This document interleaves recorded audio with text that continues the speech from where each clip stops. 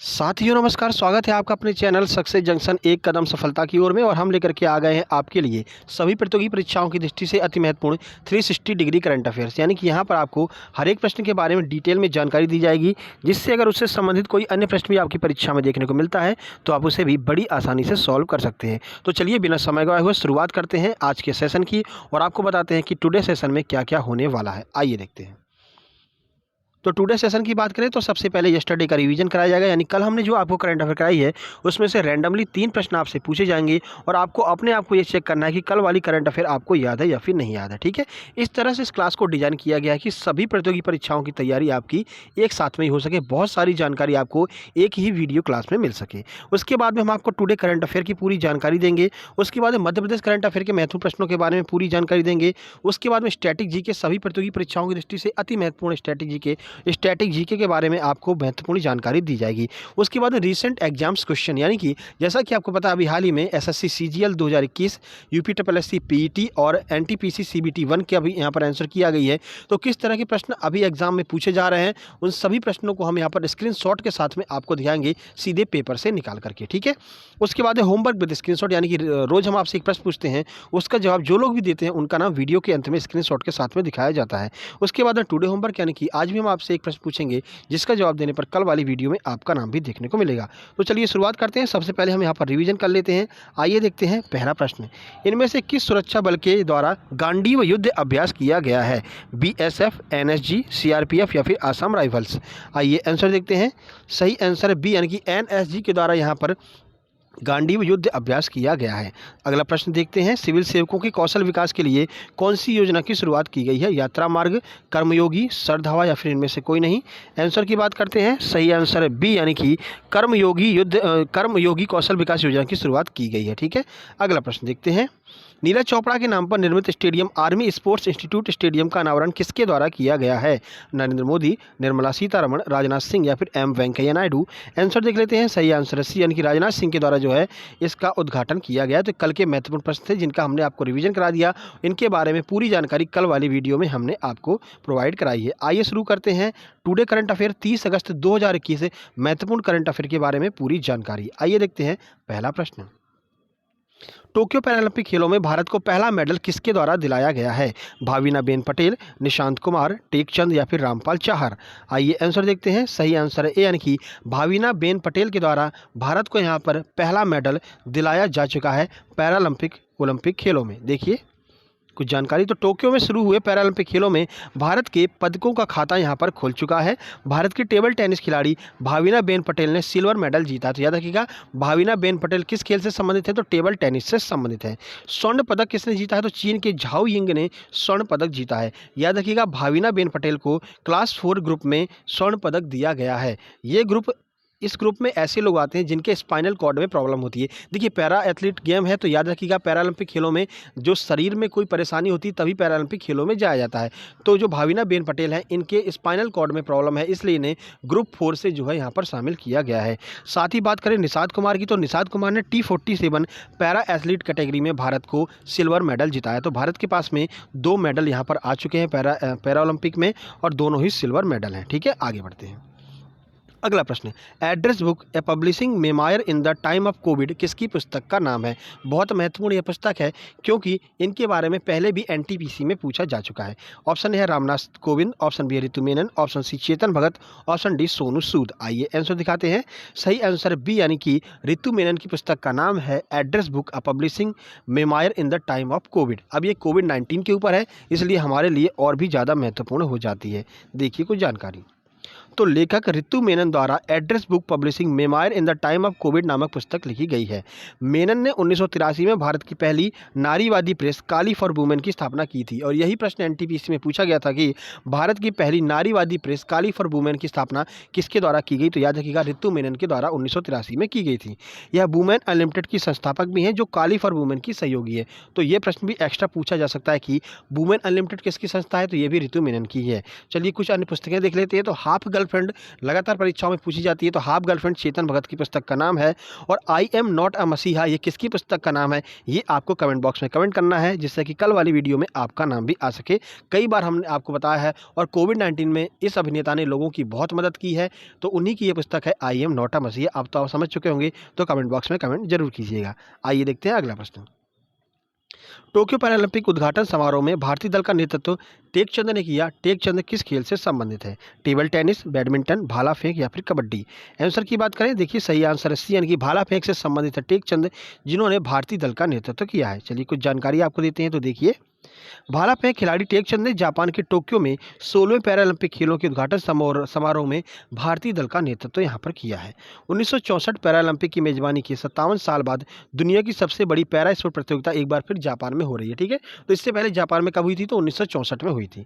इस बार भारतीय दल जो है वो रियो 2016 के दल से 3 गुना बड़ा है, यानी कि जितने खिलाड़ी रियो 2016 पैरालंपिक में भेजे गए थे, उससे 3 गुना ज़्यादा खिलाड़ियों का सिलेक्शन इस बार टोक्यो पैरालंपिक खेलों के लिए हुआ है। ठीक है, चलिए कुछ स्टैटिक देख लेते हैं जापान के बारे में। तो जापान की राजधानी टोक्यो है, मुद्रा यहाँ की येन है, और यहाँ की संसद कई बार पूछी गई परीक्षाओं में, तो जापान की संसद का नाम डायट है। देखिए इस क्लास को कुछ इस तरह से डिजाइन किया गया है कि हर एक एंगल से आपकी पूरी तैयारी कराई जा सके, ज़्यादा से ज़्यादा प्रश्नों के बारे में आपको जानकारी दी जा सके। तो वीडियो को अंत तक जरूर देखिएगा। लास्ट में आपको हम ऐसे प्रश्नों को भी दिखाएंगे जो अभी हाल ही में यूपीएससी पीटी के एग्जाम में पूछे गए हैं, विथ स्क्रीनशॉट, एग्जाम के सीधे एग्जाम पेपर से स्क्रीनशॉट लेकर के हम आपके लिए आए हैं। ठीक है, और उनके बारे में आपको जानकारी भी देंगे। देखिए जायर अल बहर नौसेना युद्ध अभ्यास भारत और किस देश के मध्य में आयोजित किया गया, पाकिस्तान, कतर, श्रीलंका या फिर चीन।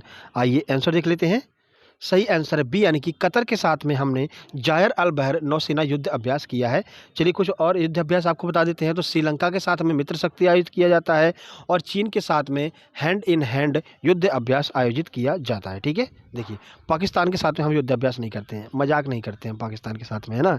चलिए देखिए भारतीय नौसेना और कतर एमिरल नेवी फोर्स के बीच संयुक्त नौसैनिक अभ्यास जायर अल बहर का दूसरा संस्करण फारस की खाड़ी में 9 से 14 अगस्त के मध्य आयोजित किया गया। तो कहाँ पर, फारस की खाड़ी में। ठीक है, इसमें 3 दिवसीय बंदरगाह चरण के बाद 2 दिवसीय समुद्री चरण भी शामिल था, यानी 3 दिन तक तो बंदरगाह पर यहाँ पर युद्ध अभ्यास किया गया, और 2 दिन तक समुद्र के अंदर युद्ध अभ्यास किया गया। भारतीय नौसेना के स्टील ग्रेड INS त्रिकंद और राफेल लड़ाकू विमानों ने भी इसमें भाग लिया है। ठीक है, तो भारतीय सेना की तरफ से INS त्रिकंद और राफेल लड़ाकू विमान ने इसमें भाग लिया है। कतर की बात कर लेते हैं, तो कतर की राजधानी दोहा है, और अगला फीफा जो वर्ल्ड कप होने वाला है वो कतर की राजधानी दोहा में ही आयोजित किया जाएगा। ठीक है, आगे बढ़ते हैं, अगला प्रश्न देखते हैं। हिसार हवाई अड्डे का नाम बदल करके MAIA कर दिया गया है। यह हवाई अड्डा कहाँ पर स्थित है, दिल्ली, हरियाणा, उत्तर प्रदेश या फिर राजस्थान। आइए आंसर देखते हैं। सही आंसर है बी, यानी कि हरियाणा में स्थित है हिसार हवाई अड्डा, जिसका नाम बदल करके MAIA कर दिया गया है। सर ये MAIA की फुल फॉर्म क्या है, तो इसके बारे में भी आइए आपको जानकारी देते हैं। तो देखिए हरियाणा के मुख्यमंत्री मनोहर लाल खट्टर ने घोषणा की है कि हिसार में राज्य के पहले नागरिक हवाई अड्डे का नाम महाराजा अग्रसेन अंतर्राष्ट्रीय हवाई अड्डा रखा जाएगा। तो पता चल गया MAIA का फुल फॉर्म क्या है, महाराजा अग्रसेन इंटरनेशनल एयरपोर्ट। ठीक है, हिसार हवाई अड्डा राज्य का पहला DGCA लाइसेंस प्राप्त हवाई अड्डा है। यह हवाई अड्डा वर्तमान में 30 मार्च 2024 तक अंतर्राष्ट्रीय हवाई अड्डे के रूप में तब्दील हो जाएगा। तो 2024 तक का यहाँ पर लक्ष्य रखा गया है कि इस हवाई अड्डे पर इंटरनेशनल जो उड़ानें हैं वो यहाँ पर चालू हो जाएं। ठीक है, आगे बढ़ते हैं, अगला प्रश्न देखते हैं। तो यहाँ से हम शुरू करते हैं 30 अगस्त 2021 मध्य प्रदेश करंट अफेयर के महत्वपूर्ण प्रश्न। आइए देखते हैं पहला प्रश्न। तो मुख्यमंत्री शिवराज सिंह चौहान ने टीकाकरण महाअभियान के दूसरे चरण का शुभारंभ किस शहर से किया है, होशंगाबाद, इंदौर, भोपाल या फिर रीवा।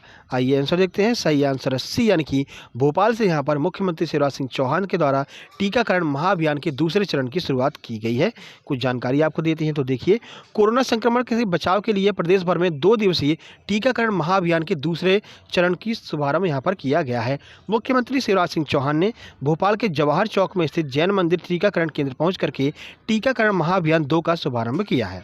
इस दौरान उनके साथ स्वास्थ्य मंत्री प्रभुनाथ चौधरी और चिकित्सा शिक्षा मंत्री विश्वनाथ सारंग समेत स्वास्थ्य विभाग के आला अधिकारी भी उपस्थित थे। तो 2 प्रश्न आपके यहाँ से और क्लियर हो गए कि हमारे स्वास्थ्य मंत्री कौन है, तो अनुराग प्रभुनाथ चौधरी हैं, और चिकित्सा शिक्षा मंत्री कौन है, तो विश्वास सारंग जो है चिकित्सा शिक्षा मंत्री हैं। ठीक है, प्राप्त जानकारी के अनुसार 6 बजे तक करीब 20 लाख लोगों का टीकाकरण एक ही दिन में किया जा चुका था। ठीक है, चलिए आगे बढ़ते हैं, अगला प्रश्न देखते हैं।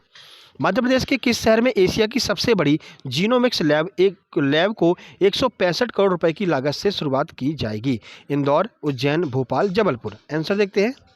सही आंसर ए यानी कि इंदौर में जो है शुरुआत की जाएगी जीनोमिक्स लैब 165 करोड़ रुपए की लागत से। कुछ जानकारी आपको देते हैं तो देखिए, न्यूक्लियम इन्फॉर्मेटिक्स के प्रबंधक संचालक दुष्यंत सिंह बघेल ने बताया है कि संस्थान द्वारा इंदौर में एशिया की सबसे बड़ी 165 करोड़ रुपए की लागत से जो है यहाँ पर लैब की स्थापना की जाएगी। एग्री जीनोमिक्स एक वैज्ञानिक क्षेत्र है जो फसल सुधार में सहयोग करता है। तो ये जो लैब बनाई जा रही है वो किसानों के लिए बनाई जा रही है। फसल में बीजों के उत्पादन में किस तरह से जो है सुधार किया जाए उसके बारे में जो है ये जीनोमिक्स लैब बनाई जा रही है। इसमें फसल में कीट प्रतिरोधक क्षमता, पौधों में स्ट्रेस टॉलरेंस में सुधार कर बेहतर गुणवत्ता की फसलों का अधिक उत्पादन जो है संभव किया जा सके, इसके लिए इस लैब का शुभारंभ किया जा रहा है। इंदौर की बात कर लेते हैं तो इंदौर लगातार 4 सालों से स्वच्छता में प्रथम स्थान पर रहा है। चलिए आगे बढ़ते हैं। तो यहाँ से शुरू करते हैं हम स्टैटिक जीके की छुपा स्तंभ क्लास सभी प्रतियोगी परीक्षाओं की दृष्टि से अति महत्वपूर्ण है। आइए देखते हैं पहला प्रश्न। तो पहला प्रश्न है, कृष्णदेव राय के दरबार में रहने वाले अष्टदिग्गज जो है वो किसके समूह थे? किन लोगों के समूह को अष्टदिग्गज कहा जाता था? मंत्री, कवि, नर्तक या फिर इनमें से कोई नहीं? आंसर देखते हैं। सही आंसर है बी यानी कि कवियों का समूह हुआ करता था कृष्णदेव राय के दरबार में। तो राजा कृष्णदेव राय के दरबार में रहने वाले अष्टदिग्गज 8 विद्वान कवियों के समूह हुआ करते थे। अष्टप्रधान भी आपने सुना होगा, तो शिवाजी के दरबार में अष्टप्रधान रहा करते थे। नवरत्न भी सुने होंगे, तो नवरत्न जो है वो अकबर के दरबार में रहा करते थे। ठीक है, चलिए आगे बढ़ते हैं। अगला प्रश्न है, भारत में मुगल वंश की स्थापना कब की गई थी? 1530, 1556, 1526 या फिर 1491? चलिए इसका आंसर देख लेते हैं। देखिए, गार्डन में बैठे हुए हैं तो हवा यहाँ पर चल रही है, प्रकृति का आनंद यहाँ पर मिल रहा है, तो आपको भी आवाज़ सुनाई पड़ रही होगी पंछियों की, है ना। चलिए, अच्छा लगता है यहाँ पर। सही आंसर है सी यानी कि 1526 इसका बिल्कुल सही आंसर हो जाएगा। तो 1526 में हुए पानीपत के प्रथम युद्ध में बाबर ने इब्राहिम लोदी को हराकर मुगल साम्राज्य की नींव यहाँ पर डाली थी। चलिए बाबर के बारे में आपको बता देते हैं। तो काबुल में चांदी के सिक्के वितरित करने की वजह से बाबर को कलंदर के नाम से जाना जाता है, और बाबर का मकबरा जो है वो भी काबुल में ही स्थित है। ठीक है, आगे बढ़ते हैं। तो भारत रत्न से सम्मानित प्रथम व्यक्ति कौन है? तो भारत में भारत रत्न से सम्मानित भारत के प्रथम व्यक्ति कौन है? जवाहरलाल नेहरू, लाला लाजपत राय, लाला हरदयाल या फिर सर्वपल्ली राधाकृष्णन? आइए आंसर देखते हैं। सही आंसर डी यानी कि सर्वपल्ली राधाकृष्णन को सबसे पहले भारत रत्न प्रदान किया गया था। तो डॉक्टर सर्वपल्ली राधाकृष्णन भारत के प्रथम उपराष्ट्रपति एवं द्वितीय राष्ट्रपति थे। इन्हीं के जन्म दिवस को प्रतिवर्ष 5 सितंबर को शिक्षक दिवस के रूप में मनाया जाता है, ये तो आपको पता ही होगा। ठीक है, चलिए आगे बढ़ते हैं। तो यहाँ से शुरू कर रहे हैं एक स्पेशल जो हमने सेगमेंट यहाँ पर चालू किया है, RRB NTPC 2021, UPSC PT 2021, SSC CGL 2021 के परीक्षा में आए हुए प्रश्न सीधे पेपर सेट से हम आपके लिए लेकर के आए हैं। तो चलिए शुरुआत करते हैं और पहला प्रश्न देखते हैं। यूपीएससी पीटी जो अभी हाल ही में एग्जाम हुआ है, कुछ दिन पहले, 3 से 4 दिन पहले, तो उसका जो है एग्जाम पेपर यहाँ पर आ चुका है नेट पर, तो वहाँ से हम सीधे प्रश्नों को लेकर के आपके लिए आए हैं। तो वहाँ पर प्रश्न आया था, मौर्यकालीन भारत के विवरण वाली इंडिका के लेखक कौन है? तो इंडिका पुस्तक के लेखक कौन है, यह आपसे पूछा गया है। आइए आंसर देखते हैं। सही आंसर ए यानी कि मेगस्थनीज के द्वारा यहाँ पर इंडिका पुस्तक लिखी गई है, और मौर्य काल के बारे में पूरी जानकारी मेगस्थनीज के द्वारा दी गई है। मेगस्थनीज किसका राजदूत था? तो सेल्यूकस निकेटर का राजदूत था, और कहाँ पर आया था ये आपको कमेंट बॉक्स में कमेंट करके बताना है कि किसके दरबार में जो है, जो ये है चंद्रगुप्त मौर्य के दरबार में आया था, ये भी आपको याद रखना, बता ही देते हैं। ठीक है, तो मेगस्थनीज जो है वो सेल्यूकस निकेटर का राजदूत था। चलिए आगे बढ़ते हैं। साइमन कमीशन किस वर्ष भारत में प्रथम बार आया था? ठीक है, चलिए आंसर देख लेते हैं। सही आंसर है डी यानी कि 1928 में पहली बार साइमन कमीशन भारत में आया था। 1927 में यह बनना प्रारंभ हो गया था, और 1928 में भारत में आ गया था, और इसके विरोध में साइमन गो बैक के नारे लगाए गए थे। लाला लाजपत राय की जो मृत्यु जो है वो इन्हीं नारे देने के दौरान, या फिर साइमन कमीशन के विरोध के दौरान लाला लाजपत राय की लाठी लगने की वजह से मृत्यु हो गई थी। ठीक है, चलिए आगे बढ़ते हैं। और यह वक्तव्य लाला लाजपत राय द्वारा कहा गया था कि मेरे सिर पर किया गया लाठी का एक एक प्रहार ब्रिटेन सरकार की ताबूत में कील साबित होगा। तो ये जो वक्तव्य है वो लाला लाजपत राय के द्वारा ही कहा गया था। ठीक है, चलिए आगे बढ़ते हैं। भारतीय राष्ट्रीय कांग्रेस द्वारा किस अधिवेशन में ऐतिहासिक पूर्ण स्वराज पूर्ण स्वतंत्रता का प्रस्ताव पारित किया गया था? यह प्रश्न भी पूछा गया था। सही आंसर है बी यानी कि लाहौर अधिवेशन में यहाँ पर पूर्ण स्वराज का यहाँ पर नारा दिया गया था। 1929-30 में जो है लाहौर अधिवेशन हुआ था। जवाहरलाल नेहरू इस अधिवेशन के अध्यक्ष थे, और उन्होंने कहा था कि अब हमें पूर्ण स्वराज चाहिए, हमें डोमिनियन स्टेट नहीं चाहिए। तो याद रखिएगा, लाहौर अधिवेशन अध्यक्ष कौन थे? जवाहरलाल नेहरू। ठीक है, आगे बढ़ते हैं। भारत में आर्थिक सुधार 1991 के दौरान प्रधानमंत्री कौन थे? पीवी नरसिम्हा राव, अटल बिहारी वाजपेयी, मनमोहन सिंह या फिर इनमें से कोई नहीं। आंसर की बात करते हैं, सही आंसर है ए यानी कि पीवी नरसिम्हा राव। 1991 में जब एलपीजी नीति भारत में चालू की गई थी तो उस समय वे भारत के प्रधानमंत्री थे। ठीक है, वित्त मंत्री कौन था? तो वित्त मंत्री आपके यहाँ पर डॉक्टर मनमोहन सिंह थे। तो ये 4 महत्वपूर्ण प्रश्न जो सीधे एग्जाम में पूछे गए हैं आपके लिए हम यहाँ पर लेकर के आ गए। तो ये सेशन आपको कैसा लगता है जो हम सीधे एग्जाम के पेपर आपके लिए लेकर के आते हैं? कमेंट बॉक्स में कमेंट करके ज़रूर बताइएगा। चलिए आगे बढ़ते हैं। तो कल के प्रश्न की बात कर लेते हैं। तो कल हमने आपसे पूछा था गंगा यमुना का संगम कहाँ पर होता है? सही आंसर है प्रयागराज। आइए देखते हैं किस किसने आंसर दिया है। तो सुनील कुशवाहा ने बिल्कुल सही बताया है, धर्मेंद्र सूर्या ने बिल्कुल सही बताया है, शिल्पा वानखेड़े ने बिल्कुल सही बताया है, राधेश्याम शुक्ला ने बिल्कुल सही बताया है, पूजा दांगी ने बिल्कुल सही बताया है, पुष्पेंद्र परमार ने बिल्कुल सही जवाब दिया है, सचिन पारासर ने बिल्कुल सही जवाब दिया है, राधेश्याम शुक्ला ने नाइस पोस्ट कहा है, धन्यवाद आपका। उसके बाद राहुल मालवीय ने बिल्कुल सही बताया है और अवंतिका शुक्ला ने बिल्कुल सही जवाब दिया है। आइए देखते हैं आज का प्रश्न जिसे आपको कमेंट बॉक्स में कमेंट करना है। तो देखिए, तो आई एम नॉट अ मसीहा किसकी पुस्तक का नाम है? ये आपको कमेंट बॉक्स में कमेंट करना है। कोविड के दौरान इस अभिनेता ने बहुत से लोगों की बहुत ज़्यादा मदद की थी। तो ये आप कमेंट बॉक्स में कमेंट करके बताएंगे कि कौन है वो अभिनेता।